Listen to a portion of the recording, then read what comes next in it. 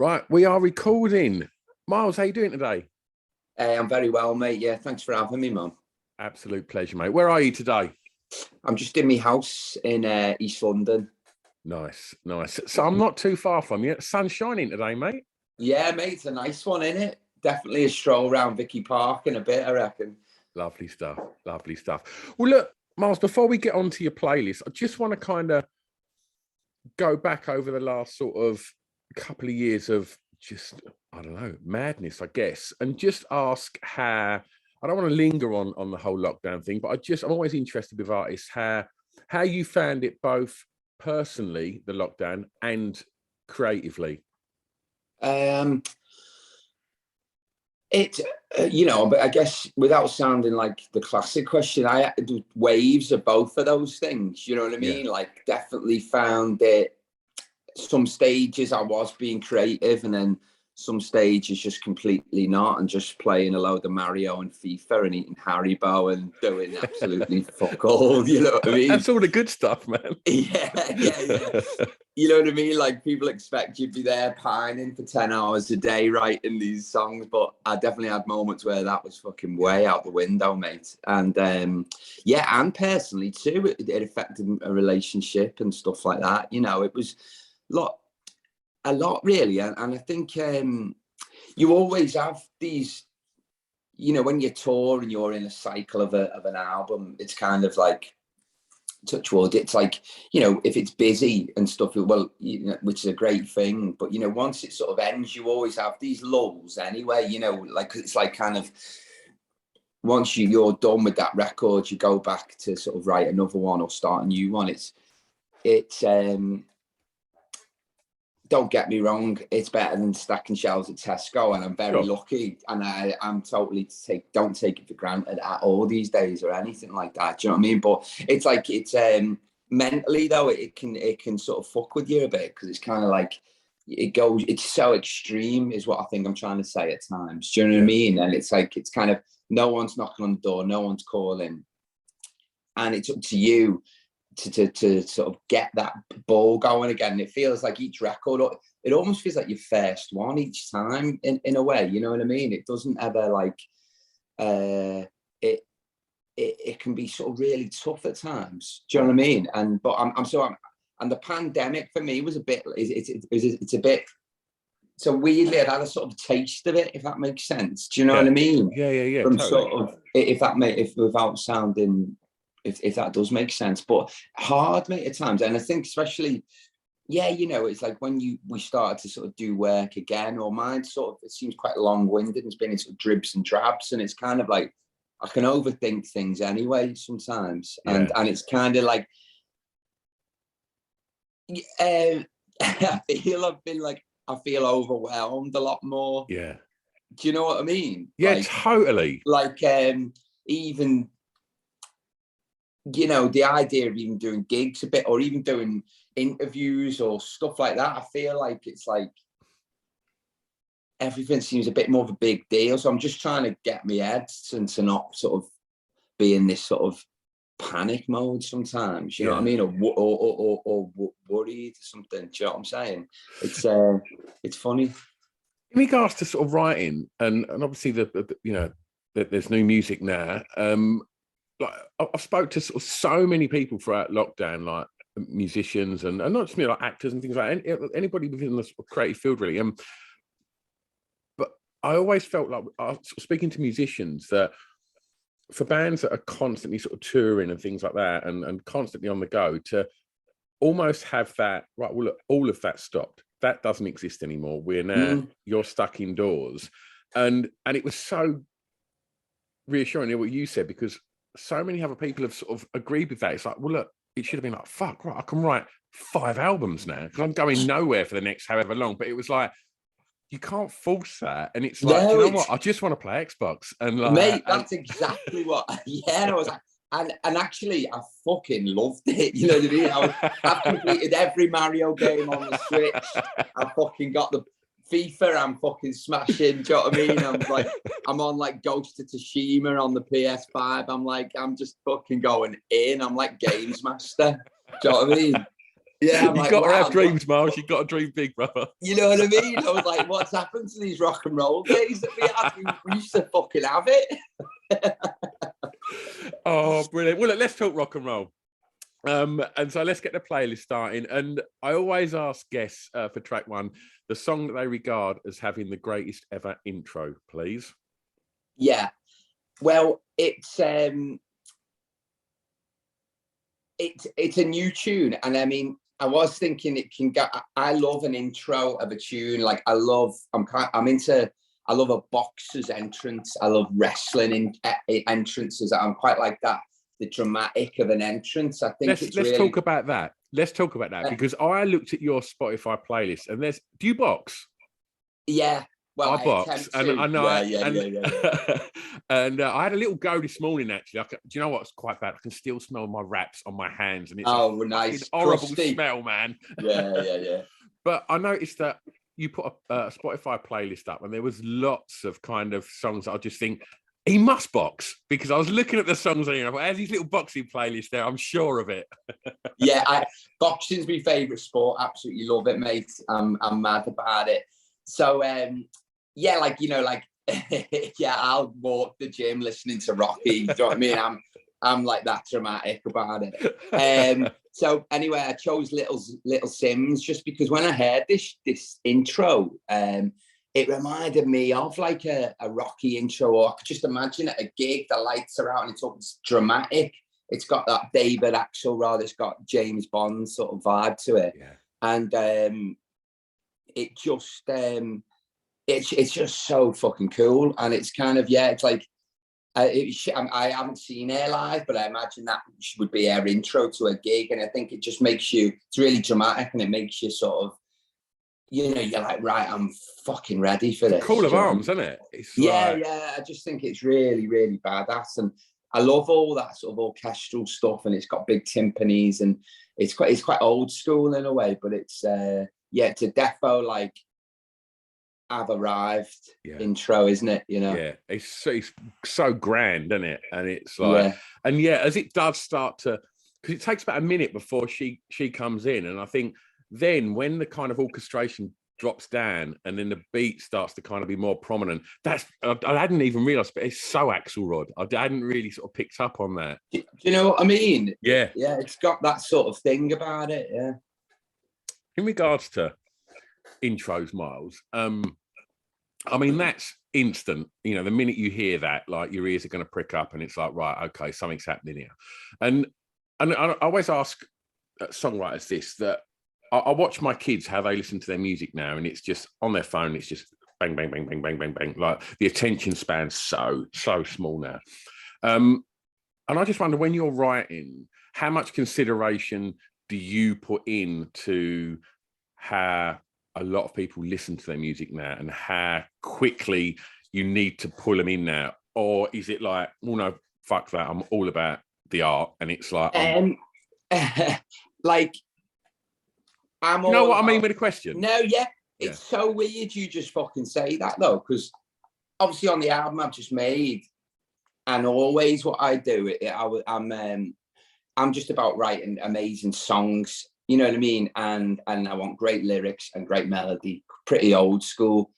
But then, like, weirdly, last night I was at my mate's. There's this new band called Wet Leg. Yeah, right. These two girls that I'm into, actually. Like, Weller told me about them. He said, get on this new band. And we were watching them on MTV. And it was like, there's that thing of like,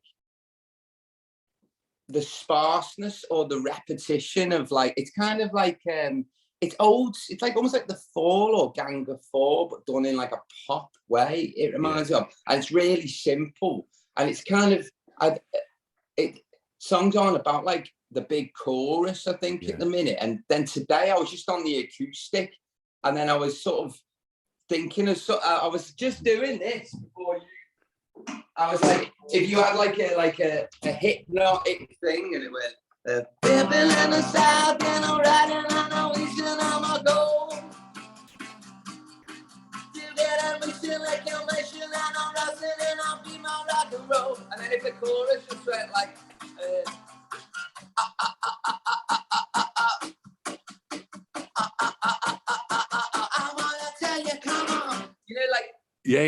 Like just where there's no lyric, it's just like mad hooks. I feel is like a real sort of thing, and I think that made, after watching that Wet Leg thing, the way it's just like the choruses are really, they drop down, it's just like a rhythm thing, or like that chaise longue, you're on the chaise longue. That I've never had, but it did today, so it's really weird that you asked that. I think that like the groove to a lot of that, like chaise longue as a prime example, I can hear like first album Strokes as well. When that kicks in and stuff, definitely. Okay, right, track 2.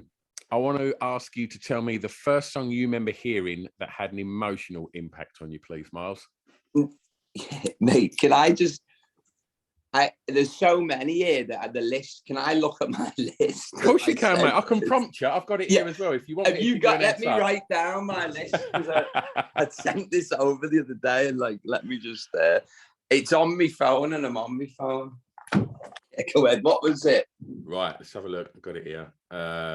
So you went for Bunnymen.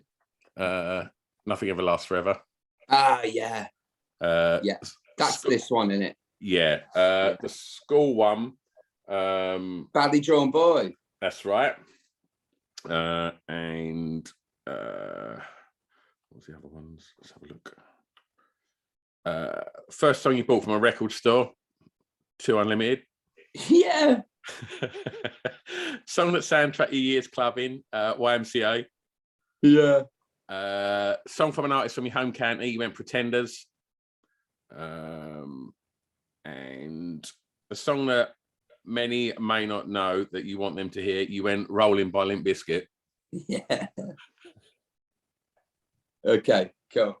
Right, okay. We'll drop back in with Sam. Right. Okay, so for track 2, Miles, I'm going to take you back and ask you to tell me the first song that you remember hearing that had an emotional impact on you, please. I mean, there's so many, mate. You know, it's kind of, it's hard to sort of pick that, because there's definitely different moments in your life when you're young and you're older that songs hit you, don't they, differently and stuff, or whatever mood you're in. But I went for them, Echo and the Bunnymen, Nothing Lasts Forever. Obviously, I'm from the Wirral, which is by Liverpool, and like the Bunnymen have inspired me loads, especially early days when I was sort of in bands and stuff, and even before I was singing. You know, the guitarist, I love that reverby surf guitar that's like Link Ray vibe. That's what is. That's how I learned how to play guitar. That's like my sort of go-to sort of sound, and that's become my sound now. And the lyrics and melody of McCulloch, those two things, it was a inspiration. It's like, you know, like Scott Walker songs, but with surf guitar. Do you know what I mean? So that really inspired us, and we'd learn all them riffs and learn those chords and stuff. So, and when I had Nothing Lasts Forever, it's kind of, I mean, it's just, I love songs that have like a saying as the chorus, you know what I mean? And it's so true, though, the lyrics in that tune, and it's kind of got a bit of an Oasis-y vibe, which I really loved as well when I was younger. Does Liam do harmonies on that? He just does the yeah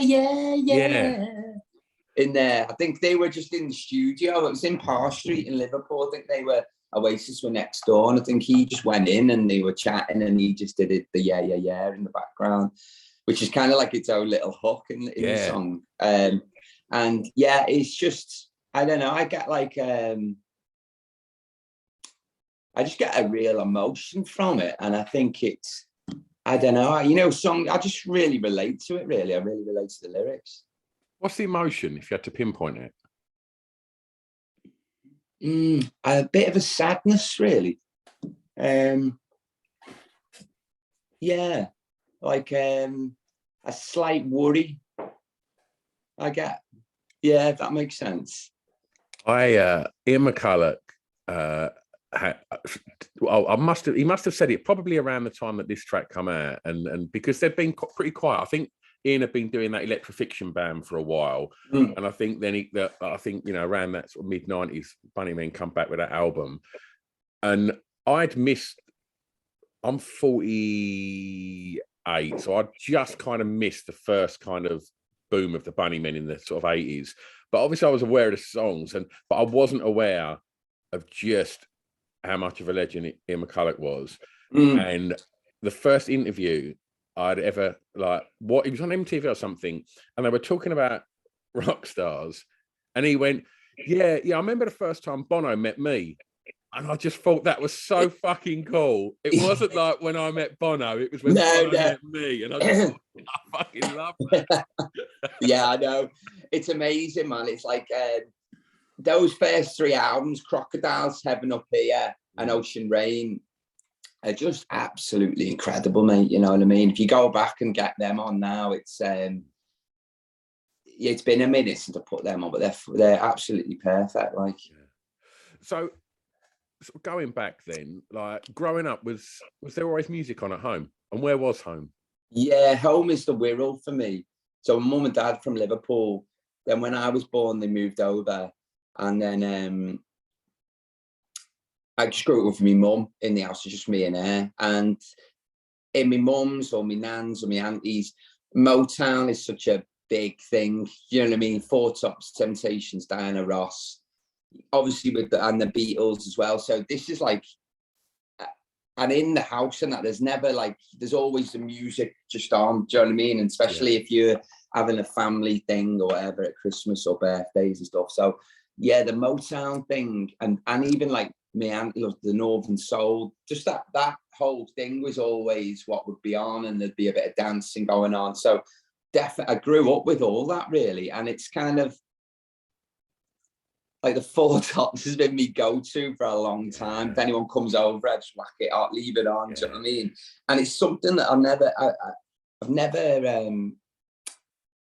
never grew out of really. You know what I mean? It's kind of like just become in me, or you know, like when you're younger, you can sort of resist your parents' taste, can't you? But on the music side, I didn't really. I did, you know, there was phases where when you're younger, you maybe go a bit more heavier metal, bit of this, trying to figure out who you are and stuff. But I always came back to it, you know, and you know, with the T-Rex and the Bowie and all that stuff mixed in as well. So it's kind of just, it's always been there, and that's always has been the soundtrack of our lives, you know, of my life, you know what I mean? Had a bit of Barry Manilow in there and Matt Monroe, you know what I mean? And it's kind of it's all in there really. But I think with Motown, like of all my folks, they had some fucking shocking records, but they always had the Motown Chartbusters compilation. Yeah, and like that. And that was like the one that I would go to. And I think, I don't know, like, do you think that, I mean, I spoke at the beginning about like how attention spans and songs are so short, and there's, you know, like, I'm imagining more so with pop artists, like labels are probably like, right, you got to trim some more fat off of that, trim some more fat off of that. Motown was that really, wasn't it? Like there was no fat on them records, was there? All them tunes are only like 2 minutes, 2.5 minutes, you know what I mean? And same, a lot of Beatles songs are like that. Some of them are under 2 minutes, you know, but you don't think of it like that.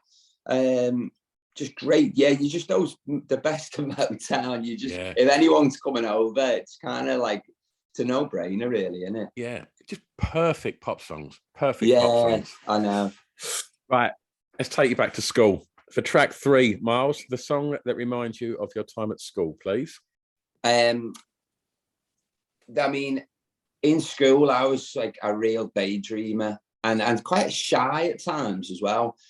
I was up visiting my mum last week and my family, and we were talking about that. Like I was painfully shy at times in school, and even though I had my mates and I was in this, you know, we had our little cliques and all that, but I used to get really, I'd get him, you know, like if the teacher asked something, I'd go red, you know what I mean? I was kind of like one of them kids.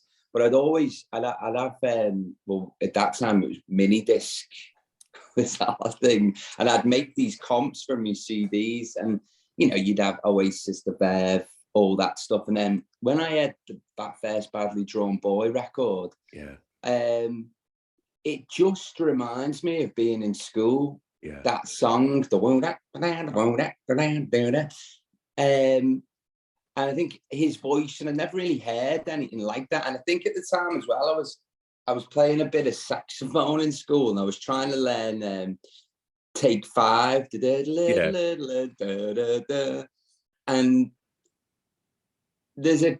I could see a sort of correlation between them two tunes in a weird way. I think it's just more of a rhythm thing, but I just get the Badly Drawn Boy. It reminds me of being in school, looking out a window, or just having my headphones in, walking around the playground. Yeah. It gives me that emotion. Yeah. Did you know what you wanted to be when you was at school? Yeah, like during that time, I was like,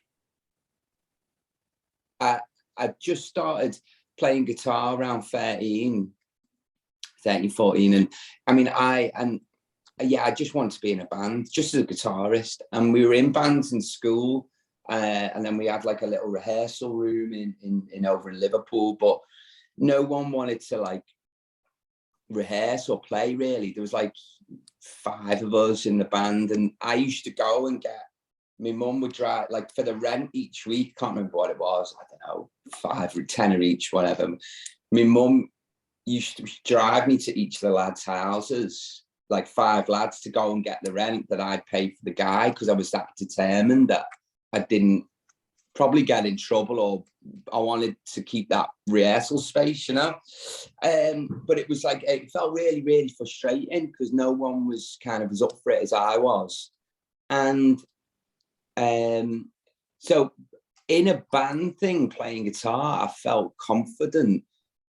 But in school or sort of everyday life, I would sort of shell up a bit, if that makes sense. Yeah. And also at that time, my cousins are singing in the choral and the drummer in the choral, and they just started to do well. And I think I was about 15, and I went to see a gig, and I'd never seen them before, in this tiny place in Liverpool called the Picket. And my cousin was singing James, and I just know him as James. And he was like he was spitting, and they were aggressive, and he was being a rock star on stage, and I'd never seen it. And I thought, Jesus, I was like, this is blowing my mind. Did it also make you think this is a bit of me? Yeah, and this was like, wow, if he's James doing it, I was like, I should believe in myself, and I can do this, do you know? Anyway, so that's how it all sort of started. And I did always have that dream. And, you know, obviously my mum had the butchers in Liverpool with her sisters. I'd work in there in the summer. My dad had a cafe. I'd go there after school to get a bit of money or whatever. But, you know, you do your GCSEs. I did terrible in them. And like, cause I was like, maybe smoking weed as well at this time had come into play. Yeah. And then we did the first year of me AS level, you know, your A levels, and I was just doing art and music, something kind of blag to stay in there. Didn't really know what to do. Was probably going to go to art college or something. Do you know what I mean? I did like to draw a bit as well, to be fair. But that's all I wanted to do, was just play guitar. And then that's when I joined this band called the Little Flames that were on the same label, excuse me, as the choral Delta Sonic, which is had a real sort of vibe at the time. So that was I remember they said, oh, do you want to join the band? And we signed a deal to get like, I don't know, £50 a week. But to me, that was like everything. And we had a practice room, and we could go there as much as we want. But, you know, obviously for me mum and that, she was like, well, it's such an alien world to her, you know what I mean, and stuff. So there was definitely a bit of apprehension, like, but she always does say, though, considering, you know, I've never, you know, working class, my mum's in the butchers, my dad's in the cafe, anything outside of that world, you know what I mean, is sort of, well, one, alien, and almost seen as like a risk, or like a bit like, what the fuck are you doing kind of thing, you know what I mean? But she said I was so determined that I kind of ignored them, do you know what I mean? And I cracked on. And that was probably the first time I did that in my life, if that makes sense, where you went, you know, you sort of did your own thing. I think that was the start of me becoming a man, I guess. And you know, you've carved out an incredible career that's still as strong as ever in one of the most difficult industries, you know, to maintain, you know, a livelihood, let alone success. Do you think that drive that you had when you was the one out of the five that was like, fucking hell, come on, we need to rehearse? Do you think that drive still propel you now? Yeah, I think so, mate. You know, I mean, it's got to. I still have to. I do. Even though sometimes I get frustrated, and don't get me wrong, it's tough at times, and it's, you know, you question yourself and all that stuff. But I think I do have that fire and that drive, and it's like, it's a bit, without sounding dramatic, it's a bit like the Rocky mentality. I don't know. Yeah. There's some, you know, I that's me going a bit Liza Minnelli on it, like, but it's. What do you mean, that sort of underdog mentality? Yeah, you know, I feel like. And I feel like like, you know, even with success, and then I've had big highs, big lows. It's kind of like, it's been rocky, you know, it's been a roller coaster at times. Yeah. But I think I do think that thing of, like you said, from being younger, that fire in your belly, it's still there, thank God, you know, and it stems from all that shit, you know. Yeah. And in regards to the kid that would go red when the teacher would ask him a question, that kind of shyness. You've walked out on stage in front of fucking hundreds of thousands of people. At what point did you always feel confident doing music and doing what you was passionate about? It's funny, isn't it? I know. I remember doing the first gig that I'd ever done was in that band, The Little Flames, and it was in this pub in Liverpool called Hannah's Bar. And it was, you got your bar downstairs, upstairs they'd have like live bands, tiny, do you know what I mean?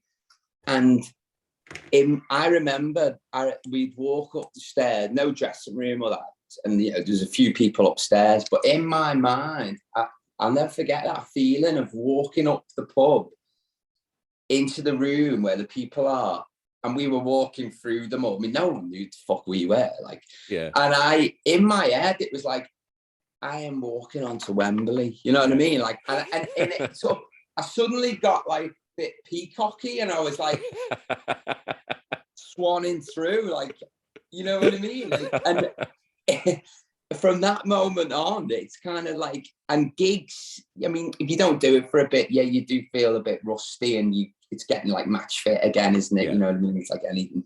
But yeah, my confidence for gigs and my love for gigs, you know, you looking at that kid that went red, the teacher, you would not think, oh, he's going to go and be like, think he's Freddie Mercury on stage. You know what I mean? He's not going to be Judy Garland with the guitar. Do you know what I'm saying? It's kind of like, there's no way you'd think that back then. Yeah. I probably couldn't imagine it myself. Yeah. Sorry, mate. Anyway, go. Well, let's stay in the formative years, because I want to ask you, for track 4, Miles, the first song you remember buying from a record shop. It was the single to Unlimited, No Limits, and I think I must have been so young, I can't remember. I think it was like this, or like E17. All right. Yeah. I think it was that this was my pre-Oasis, I think. And I don't know, I think and then they'd be on Top of the Pops. I can't remember the year this came out. We'll have to find out. I reckon that would have been, I'm going to say maybe 93. So I'm 86, so I was young. Yeah. So just like that, 6. I started off confident as a kid, then I went shy, then I got confident. Bopping away to Unlimited. I don't know, it just reminds me of being a child. It just reminds me, I had the CD single, probably got it from R Price or Woolworths, something like that. And it's just, you know, that was the first song, weirdly, that come to my mind. You know, obviously you could have gone Oasis, What's the Story, Morning Glory. That was when I was about 10 or something. Yeah. And my mum got me the Main Roads There and Then video for Christmas. That obviously Nice. changed things again. That was like that was when I was figuring out, wow, this is what I really love. Well, just touching on that, like to have that kind of moment where all of a sudden, and taking nothing away from the genius that is Too Unlimited, but yeah, come on, but to have that moment where, from I'm just presuming here from what you said, that when you see Oasis and you hear Oasis, it's a light bulb moment of like, fuck, this is different. Yeah, and that was I was about 10, I think, around that time, 10, 11. And it was just obviously, and with growing up with like my mum playing the Beatles and the Motown, it's kind of like, it was like a fucking monstrous version. You know what I mean? It's like, it's like a loud version of that, something. And it was seeing the dress in them and their attitude and stuff. That was, it was like, whoa, what the hell is this kind of thing? And like, this is like blowing my mind. You know what I mean? And so, like, yeah, definitely, like that would sort of, in moment, it gives you confidence as well or something, and then you probably shy back in, you know what I mean? Definitely. I think, like, those first, definitely the first couple of Oasis records, when you hear them, you got your headphones on and you're walking down the street, you're Richard Ashcroft, your chest goes out, and like, it pumps you up, doesn't it? It's I think I get looks sometimes. I'm walking down the street, like, why are I looking? And I think I'm walking like, you've got it blaring. You don't realise. I'm like, I walk down the street. Yeah. I have to have them kind of a few moments where I stop myself and go, mate, you're literally just walking to the tube station. Why am I fucking walking in a music video in my head? Like... And you've got a fucking macchiato in your hands. You know what I mean? It's like, have a word, will you? Well, I want Giving to it the big one. Well, in regards to like Oasis and Liam, to then find yourself, am I right in saying you supported Liam? Yes, yeah. I've supported Liam, yeah. And on my first record, Noel did some singing on a song called My Fantasy as well. How is that? I mean, did you ever get like, and I mean this with the greatest respect, do you ever get like imposter syndrome? Do you ever like think, fuck, man, like I'm next to blah, blah, blah. And I'm not saying you haven't earned your place where, it's all very... No, mate, but you know what I'm saying? Like, mate, those first times, and I've definitely meeting both of them. And then like, I remember when I first moved to London, early 20s, I was living in North London and stuff, and going out for bevs with Liam and stuff, you know what I mean? And then he'd be back in my little flat and stuff, and you'd just be like, what is going on here? Yeah. Do you know what I mean? There's some incredible moments that you just go, wow, this is... And then you're like, okay, I've had enough, get out. And then you're like, wow, I'm booting you out. You know what I mean? It's like, it's funny, it's 7 a.m. now, you know what I mean? And when you actually look at the whole story of that, of how that was your light bulb moment, that's what, really changed your life in music. And then fast forward 10 years and you're booting him out your gaff because you want to go out of bed. That's pretty surreal, isn't it? You know what I mean? It's mental, like, innit? Fucking hell, mate. So, and he booted me out of his house plenty of times as well, don't you worry. But, yeah, no, it is surreal when you think about it and you talk like this and stuff, and it's crazy. It's mad. All right, track 5. So we've left school, and I want to know the song that soundtracked your years clubbing. You know what? There's so many here, because like we'd go to this place called Lobato, which was like this indie club, and we did Strokes and the Libertines and stuff like that. There was downstairs was indie, upstairs was sort of Northern Soul-y stuff. So you'd sort of go to an amazing place. That going that club, I should say, like I probably was about 15.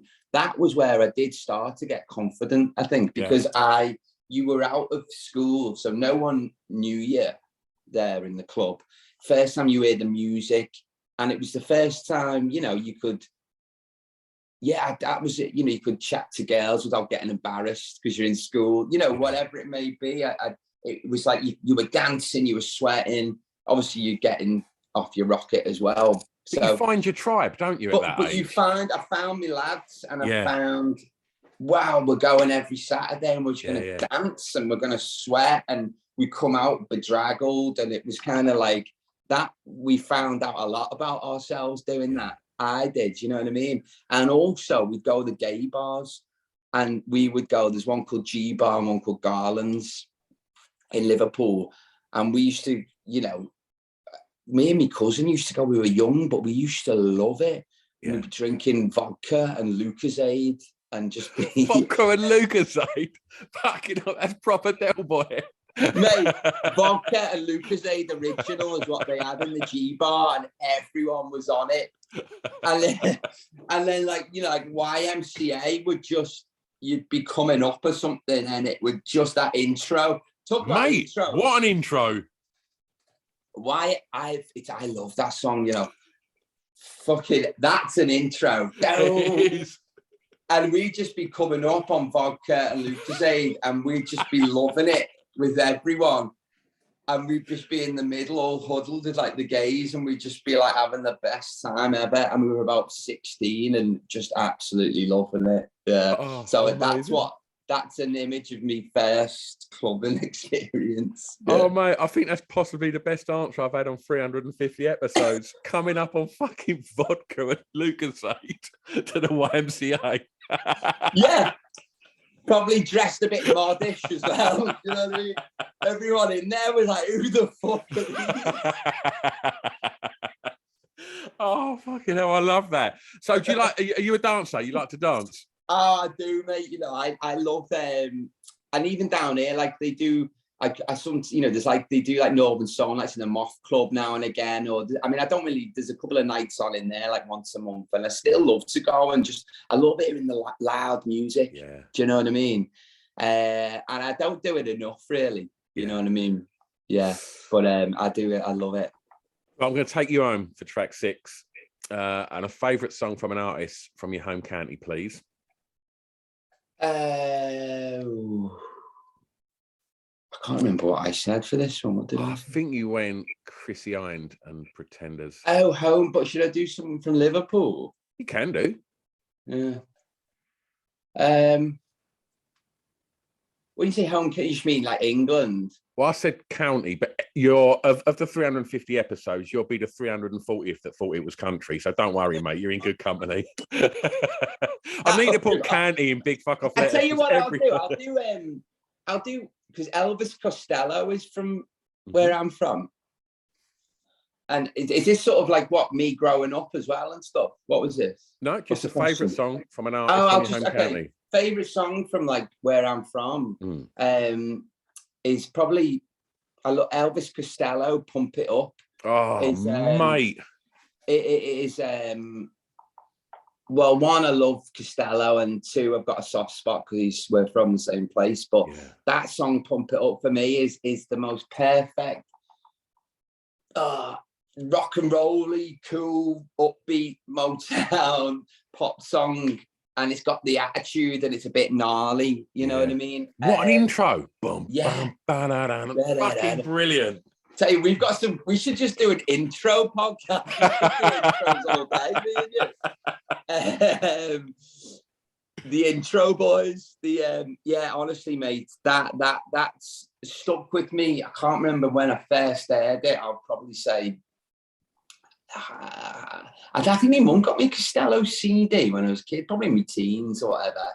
But then it probably came back round, probably late, early 20s when I heard it again. I absolutely love that, man. I should do a cover of that, really. It's an absolute stonker. Oh, do you know what? Like, I'd heard all of like, my uncle always used to have like the early attraction stuff, and it was always being played like when I'd go around there, and he was like the kind of cool uncle. And I'd always hear that, and I can't stand it for falling down and stuff like that. And I was like, God, these are tunes. And then years later, I was watching this film called I Want You, and in it is, do you know the track I Want You by Costello? What's that film? Is it good? It's Rachel Weisz and is it Fassbender? It's bleak. It's a bleak British film. Is it? It's pretty fucking dark, but it's great. And that there's like a kind of sort of like sort of love scene, I guess, and that song come on, and I'd never heard that track, and I was like, fucking hell. I'll check it. Oh, mate. It's on the album Blood and Chocolate, and it's about 10 minutes long, and it's like probably the closest Costello gets to Nick Cave. It's like, it's creepy and dark, and yeah, it's really, really fucking good, man. Like, amazing. But let's just talk a little bit about the Pretenders as well. Yeah. Are you a big fan? Yeah, like actually not a massive fan, but like I just know the sort of hits, but I love that song, don't get me wrong. Again, lyrics, the guitar. It always reminds me of like a Springsteen tune or something. Yeah. I get like again, it's one of them I listen to a lot when I've got the macchiato, thinking I'm solid walking down the street.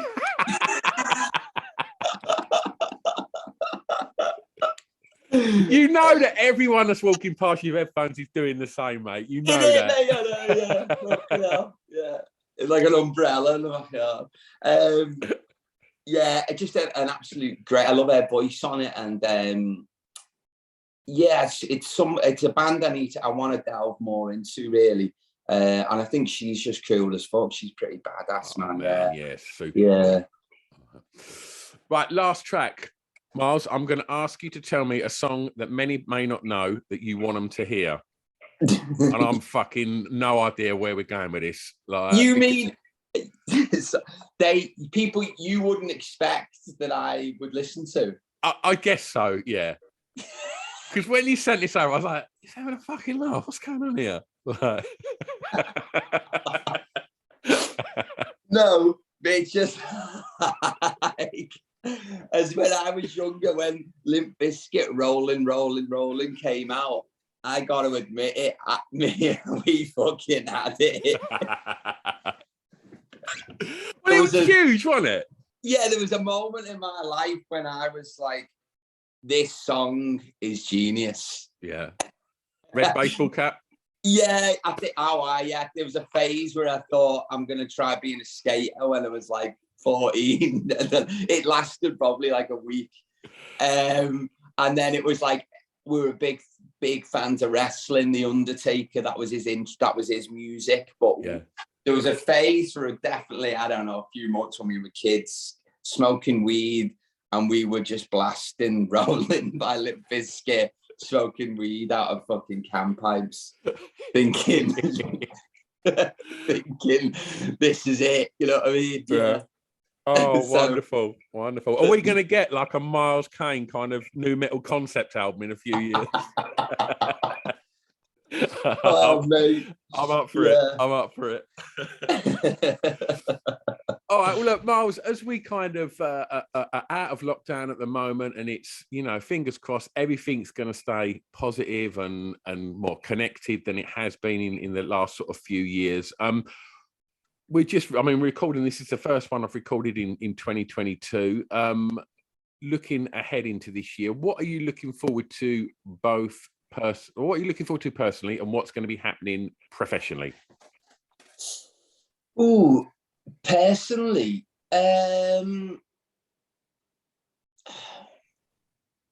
just to keep on this sort of path that I'm on, really, mentally and stuff, I probably feel pretty.